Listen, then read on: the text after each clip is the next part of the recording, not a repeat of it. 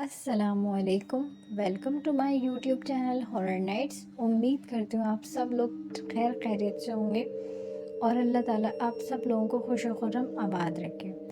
آج جو میں آپ لوگوں کے لیے اسٹوری لے کر آئی ہوں وہ اسٹوری ایک رکشہ ڈرائیور کی ہے، تو چلیں چلتے ہیں اپنی اسٹوری کی جانب۔ تو یہ کہانی ایک رکشہ ڈرائیور کی ہے۔ رات کے 2 بجے کراچی کا علاقہ صدر سنسان تھا۔ برسات کی ہلکی ہلکی بوندوں کی آواز پوری گلی میں گونج رہی تھی، اور آج کی رات ایک رکشہ ڈرائیور کو ایسی سواری ملنے والی تھی جو کہ اس رکشہ ڈرائیور کی آخری ثابت ہونی تھی۔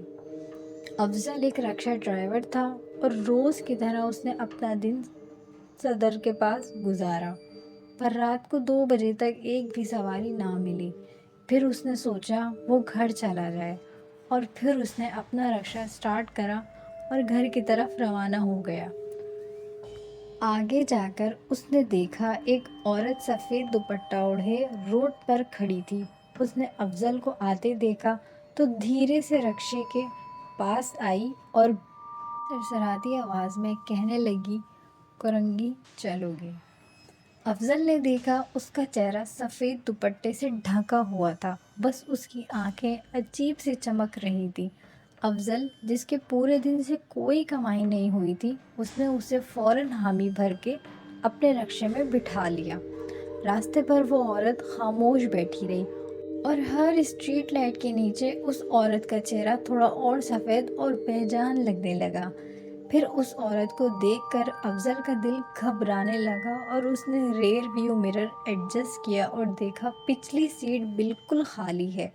افضل نے گھبرا کر اپنا رکشہ روکا اور صحیح سے پیچھے مڑ کر دیکھا۔ عورت پھر وہیں بیٹھی تھی۔ اس دفعہ اس کا چہرہ پورا کالا تھا اور صرف 2 سفید گول گول آنکھیں افضل کو گھور رہی تھیں۔ گھورتی ہوئی آنکھوں سے افضل کو کہا، "میں تمہاری اب آخری سواری ہوں۔"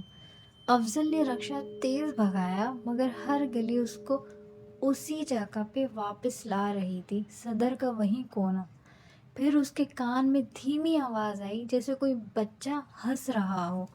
اس نے اب دیکھا ایک چھوٹی سی لڑکی اور ایک عورت سڑک کے بیچ کھیل رہی تھی۔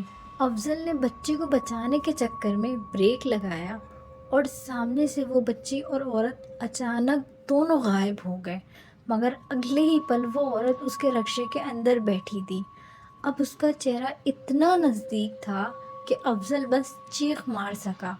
اگلی صبح لوگوں نے صدر میں ایک رکشہ دیکھا جو اسٹارٹ تھا، انجن آن تھا، لیکن ڈرائیور غائب تھا۔ صرف بیک سیٹ پر ایک سفید دوپٹہ پڑا تھا جو پرانا، گیلا اور خون سے لت پت تھا۔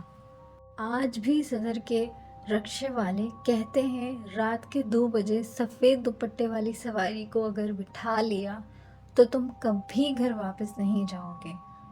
اگر آپ لوگوں کو میری کہانی اچھی لگی ہو تو میرے اس یوٹیوب چینل ہارر نائٹس کو سبسکرائب کریں، لائک کریں، اپنے دوستوں کے ساتھ شیئر کریں، بیل آئیکن پریس کرنا نہ بھولیں۔ انشاءاللہ حاضر ہوں گی ایک نئی اسٹوری کے ساتھ۔ اپنا بہت سارا خیال رکھیے گا اور مجھے دعاؤں میں یاد۔ اللہ حافظ۔